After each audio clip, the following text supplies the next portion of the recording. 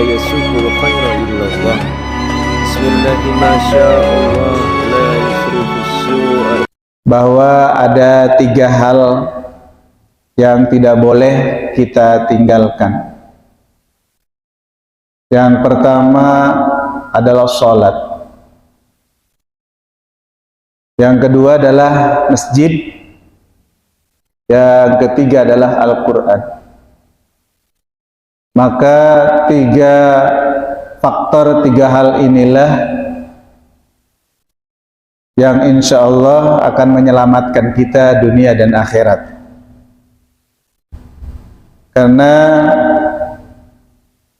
paling afdol, paling utama ibadah di hadapan Allah Subhanahu wa Ta'ala adalah sholat. Dan tempat sebaik-baiknya adalah masjid. Begitu juga bacaan yang paling baik adalah bacaan Al-Quran. Tidak ada lagi bacaan selain Al-Quran.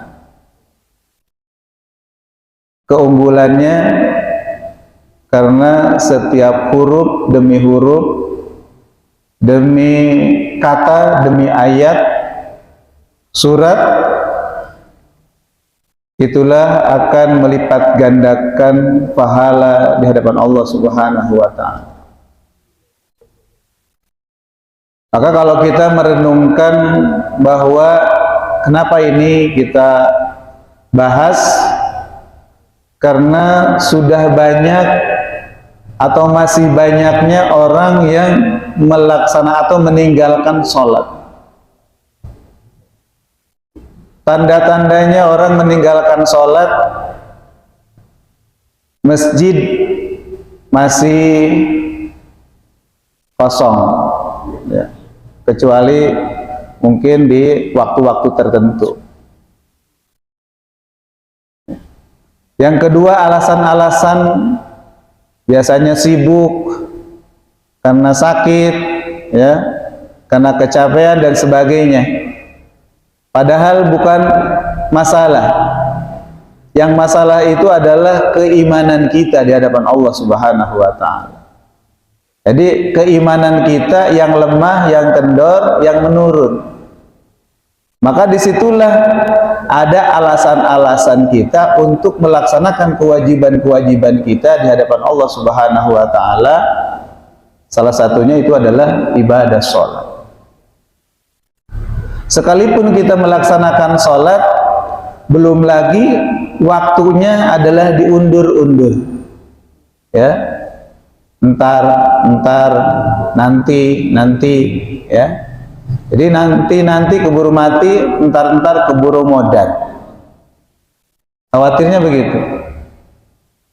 Yang akhirnya sekalipun kita tidak sholat, yang akhirnya mau dan pengen disolatkan, pengen didoakan. Itulah kebanyakan kita. Itu mungkin juga yang paling rajin ibadahnya, ya, tapi masih banyak yang mengurangi adalah kualitas ibadah kita. Kalau kemarin kita membahas, ya, tentang Isra dan Mi'rajnya baginda Rasulullah Sallallahu Alaihi Wasallam, sehingga Rasulullah dengan tahun hazannya, tahun kesedihannya, lalu dihibur oleh Allah Subhanahu wa Ta'ala. Nah, jadi sesungguhnya sholat ini adalah untuk hiburan, untuk happy, untuk apa namanya, bersenang-senang dengan Allah Subhanahu wa Ta'ala. Makanya ketika diisrokan dan dimi'rajkan adalah mengenai tentang ibadah sholat. Berarti sholat ini adalah ketika kita gundah, galau, resah, ya, maka sholat inilah sebagai penenang yang paling utama. Begitu juga ketika Rasulullah Shallallahu Alaihi Wasallam kegalauannya yang merundungnya, maka memanggil Bilal untuk mengumandangkan azan. Artinya apa? Untuk mendirikan sholat. Maka betul bahwa sholat ini adalah memberikan terapi bagi orang yang hatinya sedang gundah gulana, sedang kacau. Jadi ketika sholat kita langsung tidak berbicara terkecuali yang ditentukan oleh Allah Subhanahu wa Ta'ala dan Rasulnya, sehingga ketika ngomong yang lain maka sholatnya batal. Inilah ibadah sholat. Maka ibadah yang paling khusus dan pahalanya juga khusus. Hadirin rahimakumullah, maka Allah Subhanahu wa Ta'ala menyerukan saking pentingnya salat. Kata Allah Subhanahu wa Ta'ala, ya ayyuhalladzina amanu ista'inu bis-sabri was-salah innallaha ma'as sabirin. Wahai segenap orang-orang yang beriman, ista'inu, mohonlah pertolongan kepada Allah Subhanahu wa Ta'ala dengan sabar dan sholat. Jadi sabar dan sholat ini adalah merupakan bagian yang tepat untuk memohon pertolongan kepada Allah Subhanahu wa Ta'ala, yang cepat untuk dikabulkannya.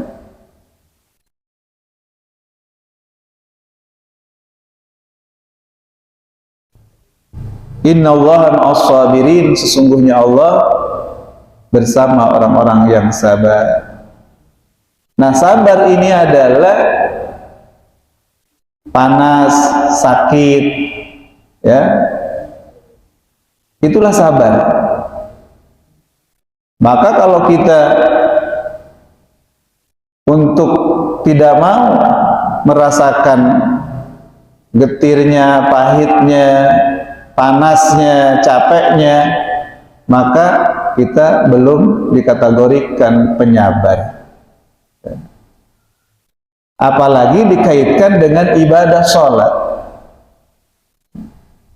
Maka sholat ini adalah yang paling utama, kesabarannya ditentukan di dalam ibadah sholat. Bahkan di ayat yang lain itu, wasta'inu bis-sabri was-shalah wa innaha lakabiratun illa 'alal khashi'in. Mohonlah pertolongan kepada Allah dengan sabar dan sholat. Sesungguhnya pelaksanaan sabar dan sholat itu adalah berat. Berat. Terkecuali bagi orang-orang yang khusyuk kepada Allah Subhanahu wa Ta'ala, itu akan ringan dilaksanakan, ya. Karena selain sudah terlatih, terbiasa, maka dia sadar bahwa sholat itu adalah merupakan amalan yang paling utama.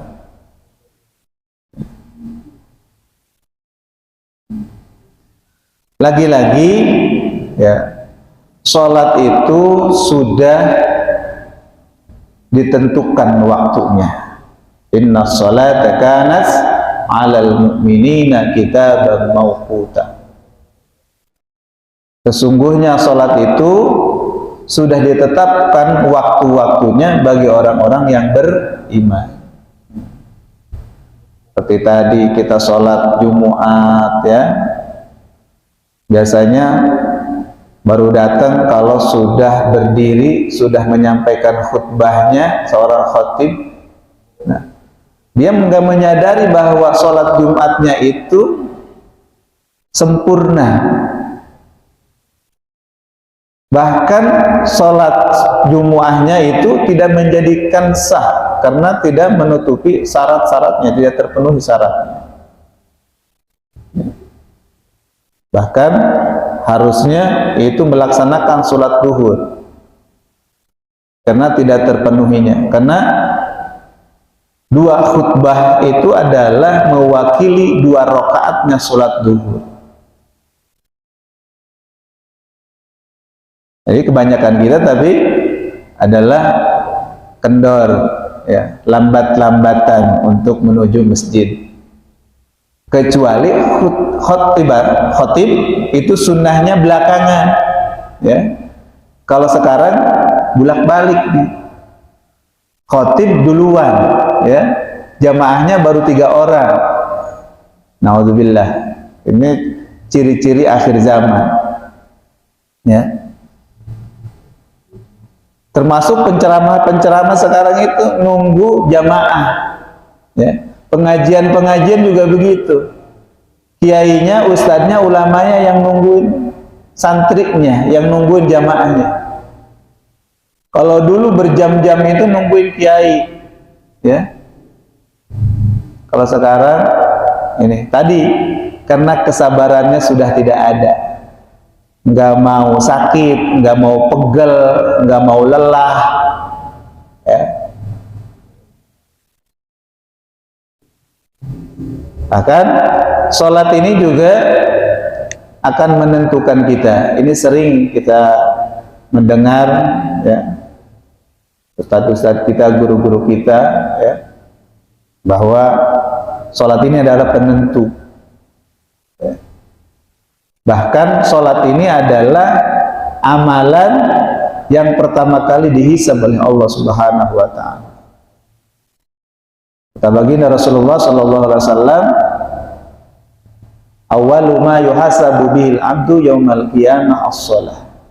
Idza shalahat shalahat sairu amalu. Bisa menjadi fa'il, bisa menjadi itu mudhaf ilaih. Kalau mudhaf ilaih itu wa idza fasada sairu amali. Wa idza shalahat sairu amali, itu mudhaf ilaih. Tapi ada grammar di dalam bahasa Arab itu isim fa'il mempunyai fa'il, ya. Isim fa'il mempunyai fa'il. Biasanya mempunyai fa'il itu adalah kata kerja, fil madi, fil mudhari. Tapi ini isim fa'il mempunyai fa'il, ya. Contohnya, idza fasada sairu amalu, wa idza fasadat sairu amalu. Amal yang pertama dihisab oleh Allah Subhanahu wa Ta'ala terhadap hambanya pada hari kiamat adalah sholat. Apabila sholatnya baik, maka seluruh amal yang lainnya baik, yakni diterima oleh Allah Subhanahu wa Ta'ala. Begitu juga sebaliknya, apabila sholatnya itu rusak, maka seluruh amal perbuatannya oleh Allah Subhanahu wa Ta'ala ditolak, tidak diterima atau rusak. Hadirin rahimakumullah, maka di akhir zaman ini saking banyaknya generasi-generasi yang meninggalkan sholat, maka termaktub di dalam surat Maryam. Dalam surah Maryam ayat ke-59. Bismillahirrahmanirrahim. Fa khalafa min ba'dihim khalfun adha'us salata wattaba'us shahawati wa sawfa yalqauna ghayya. Maka akan datang generasi-generasi yang akan datang, mereka yaitu menyia-nyiakan sholatnya dan mengikuti hawa nafsunya, keinginannya, maka besok lusa nanti di akhirat dia akan dimasukkan ke jurang goyah. Yang mana jurang goyah ini adalah berupa sumur yang dalamnya 1000 kilo. Kalau dari sini kemana Pak? Surabaya bolak-balik Depok, ya. Dan di dalamnya adalah api. Na'udzubillah, subhanallah. Tapi rasanya generasi-generasi sekarang ini itu tidak merasakan bahwa itu adalah tanggung jawab yang berat dan tidak merasakan itu adalah dosa karena saking ringannya. Karena kata Imam Ghazali, apa ketika bertanya kepada santri-santrinya apa yang paling ringan, ya seraya santri-santrinya menjawab adalah kapas. Betul. Tapi yang lebih dahsyat lagi adalah yang paling ringan itu adalah meninggalkan sholat. Na'udzubillah. Kenapa? Karena tadi bahwa ketika orang meninggalkan sholat seakan-akan dia tidak punya beban, tidak punya dosa di hadapan Allah Subhanahu wa Ta'ala. Ini tanggung jawab kita. Maka Allah juga sampaikan di dalam surat yang lain, wa'mur ahlaka bis-shalah wastabir 'alaiha. Perintahkanlah keluargamu untuk melaksanakan ibadah sholat dan memerintahkannya dengan cara sabar. Sabar lagi, karena nggak hanya sekali, nggak hanya 2 kali, 3 kali, tapi seterusnya sampai dia itu melaksanakan dengan baik, sampai kesadarannya itu tumbuh sehingga meliputi kebahagiaannya. Maka kata Allah, la nas'aluka rizqa, kami tidak minta rezeki, sedangkan aku yang memberikan rezeki kepada wa huwa khairur razikin. Allah adalah sebaik-baiknya pemberi rezeki. Jadi kalau sholat nanti rugi nih jualan, nanti kalau sholat di kantor dipecat, ya. Ini masih banyak. Hadirin rahimakumullah. Maka sholatnya yang baik ini adalah penentu. Inna sholata tanha anil fahsya wal munkar. Sholat yang baik akan berdampak baik, bisa mencegah perbuatan keji dan munkar. Setidaknya bisa mengurangi kejahatan-kejahatan bagi dirinya bahkan di sekelilingnya. Inilah kehebatan ibadah sholat. Maka jangan tinggalkan yang namanya ibadah sholat. Jadi hafidhu ala sholawat, jagalah sholat-sholat yang 5. Wassalatil wusta, dan sholat yaitu yang pertengahan.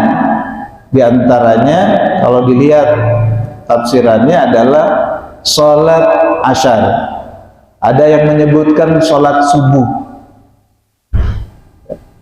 karena pada waktu itu adalah orang sedang plus-plusnya tidur. Waktu asar sedang sibuk-sibuknya. Waktu isya udah kelelahan dan kecapean, ngantuk. Maka banyak orang yang meninggalkan sholat pada 3 waktu tersebut. Wa qumu lillahi qanitin, maka dirikanlah sebagai ketaatan kepada Allah. Itulah contoh orang-orang yang taat, yang berbakti kepada Allah Subhanahu wa Ta'ala.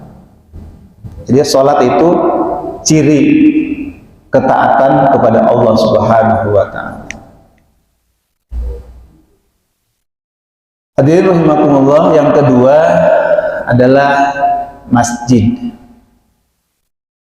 Masjid tadi sebaik-baiknya tempat adalah masjid, kata baginda Rasulullah Sallallahu Alaihi Wasallam. Yang paling kotor adalah tempatnya, yaitu pasar. Yang paling tidak disukai oleh Rasul adalah tempatnya, yaitu pasar. Curang, apalagi riba, apalagi subhat, ada di pasar semua. Tukang tipu ada di pasar, tukang maling ada di pasar. Maka tidak disukai. Tapi ketika berbicara tentang masjid, ya, kecuali orang yang habis sholat nyuri sendal, nyuri tas, itu beda lagi kasusnya. Mungkin karena seringnya ke pasar, masuk masjid, ya kaget. Hadirin rahimakumullah, maka masjid inilah yang tidak boleh kita tinggalkan. Kalau kita pengen cita-citanya selamat, maka jangan tinggalkan masjid. Karena masjid ini sebagai kendaraan kita nanti pada hari kiamat. Ya, kendaraan mewah itu di akhirat adalah masjid. Maka ada di RW 13 itu ada orang kaya, dia kalau membangun itu nggak mau membangun yang lain kecuali masjid. Kenapa? Karena logikanya kalau masjid itu nanti buat kendaraannya di akhirat. Kalau yang lainnya enggak, katanya begitu. Ya. Jadi dia melihatnya satu sisi saja. Jadi memang ketika saya pernah juga mengajukan untuk membuat rumah pesantren itu, kalau pesantren belum, pengennya saya masjid. Kalau masjid berapapun saya kasih. Makanya Nurul Iman itu 1 miliar ya, alhamdulillah. Tapi ketika rumah pesantren, tapi tadi udah datang ke rumah, perlunya apa? Alhamdulillah. Jadi mudah-mudahan sudah mulai berubah intinya. Ya. Jadi insya Allah mohon doanya, mudah-mudahan bisa berubah, bisa membangun pesantren-pesantren, madrasah-madrasah dan lainnya. Karena ini investasi akhirat pula. Ya. Hadirin rahimakumullah, Allah Subhanahu wa taala dalam surat At-Taubah Allah sampaikan. Ini sering saya juga menyampaikan ini dan juga sering kita mendengar. Ini untuk mengulang-ulang saja bahwa kriteria orang yang memakmurkan masjid-masjid Allah itu ternyata ada di surat At-Taubah di ayat 18. Bismillahirrahmanirrahim. Innama ya'muru masajidallahi man amana billahi wal yawmil akhir wa aqamas salata wa ataz zakata wa lam yakhsha illallah fa'asa ulaika ayyakunu minal muhtadin. Artinya bahwasanya yang dapat memakmurkan masjid-masjid Allah itu adalah orang-orang yang beriman. Nah, ketemu lagi yang tadi itu. Sakit bukan alasan, sibuk bukan alasan, kecapean bukan alasan. Ternyata iman kita yang bermasalah. Innama ya'muru masajidallahi man amana. Iman. Yang kedua, wal yaumil akhir, beriman kepada hari akhir. Bahwa kehidupan ini ada batas akhir, ada expirednya. Jadi kita tidak selamanya hidup di dunia. Maka gerbang pertamanya adalah kuburan, gerbang akhirat. Siapapun itu akan mengalaminya. Oleh karena itu,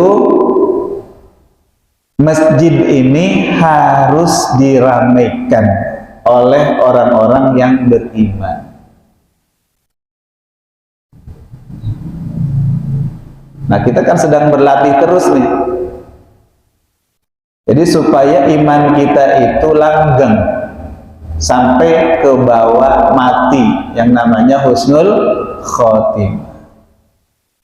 Kalau kita sudah yakin adanya hari akhirat, adanya hari akhir, berarti di sana ada apa? Ada balasan dari Allah Subhanahu wa taala, baik buruk, surga dan neraka.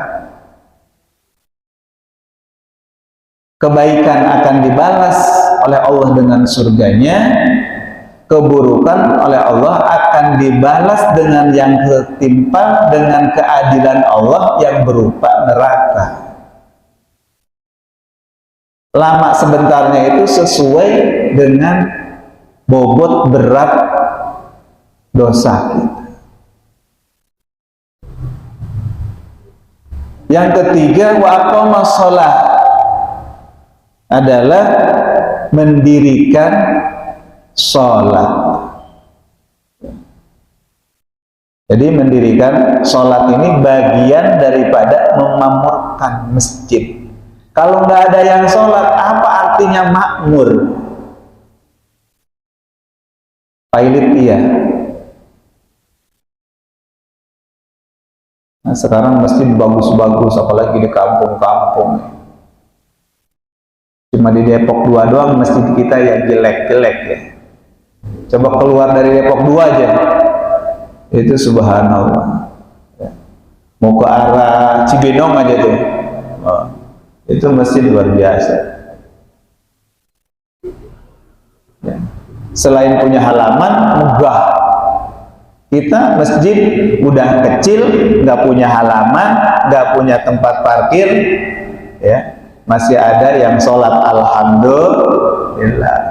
Jangan sampai masjid ini kosong.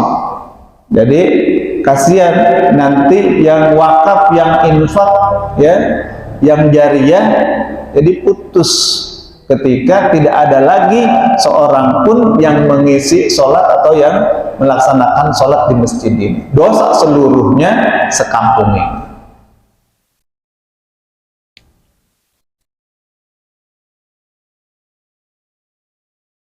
Hadirin rahimakumullah,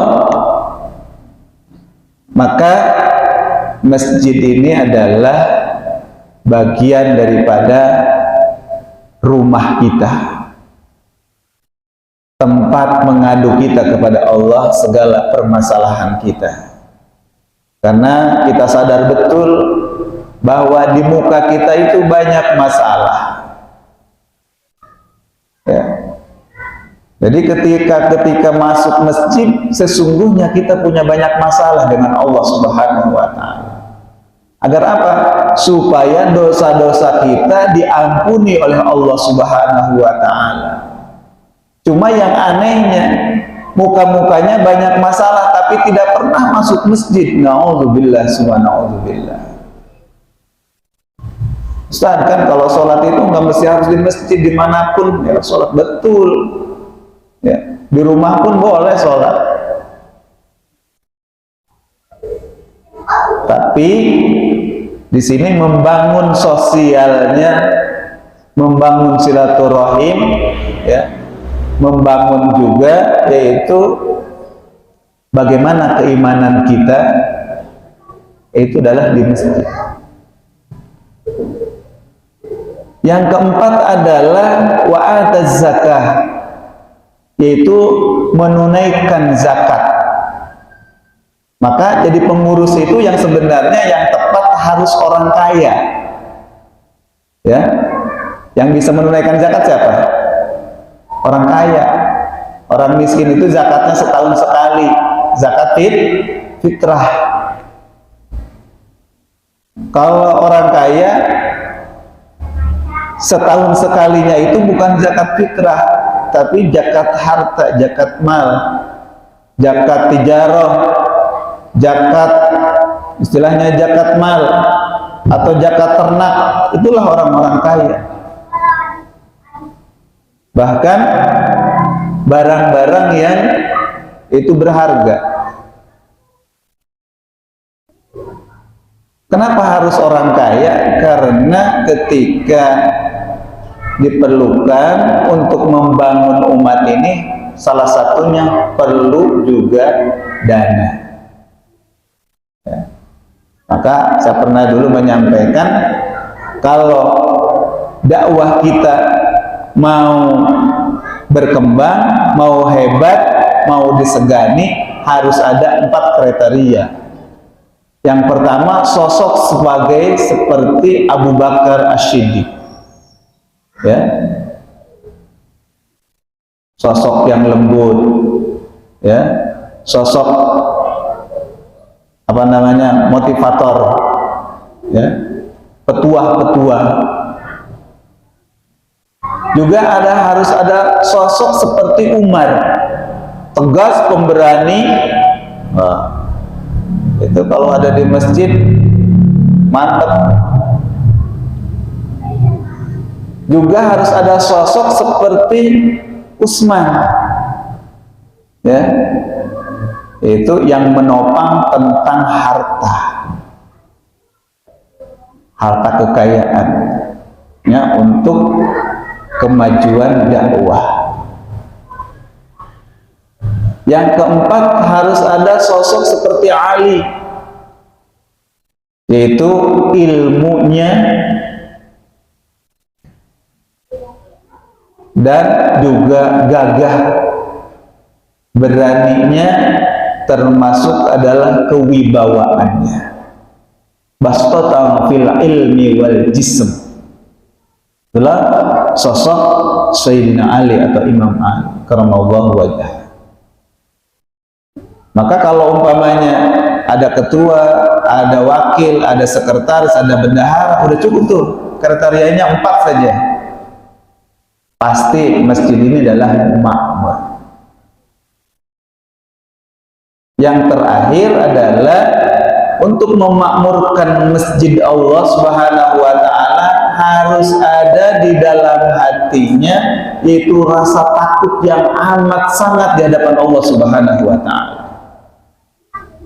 Kenapa runtutannya dibuat terakhir tuh? Nggak ada apa-apanya, belum jaminan, hanya mengandalkan iman. Dia kaya, dia sholat, tetapi tidak ada rasa takut di hadapan Allah Subhanahu wa ta'ala. Apa yang terjadi? Masjid bisa dijual. Na'udzubillah.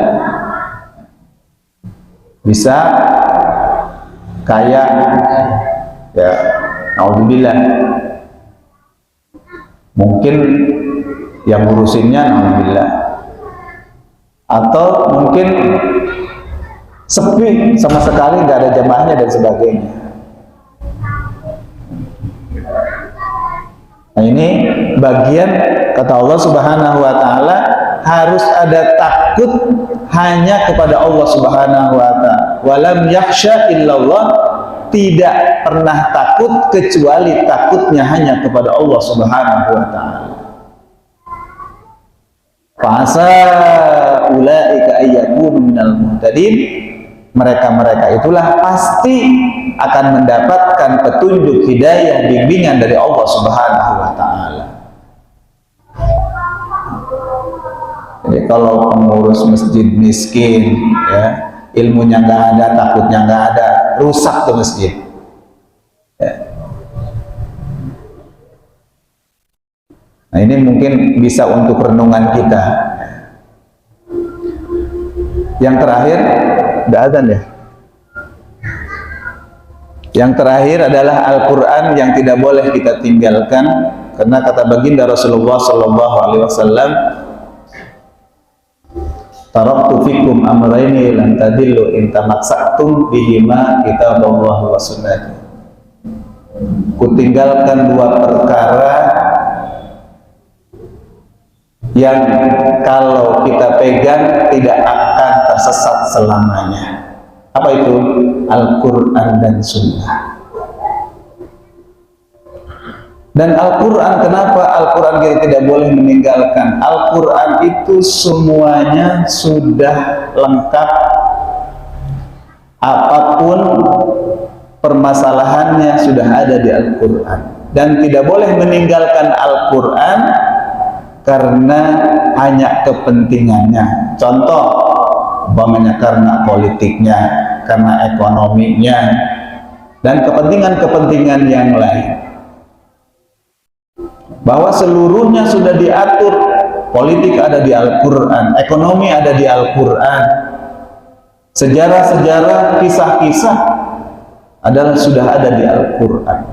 Maka kalau kita mau merubah keadaan ini, maka kita harus benar-benar bisa mengamalkan Al-Quran, merenungkan apa yang termaktub di dalam Al-Quran hari ini. Tapi yang ada bahwa Al-Quran ini sekarang sudah dikepung, sudah digeser, ya, menjadi sendagurau. Kasihan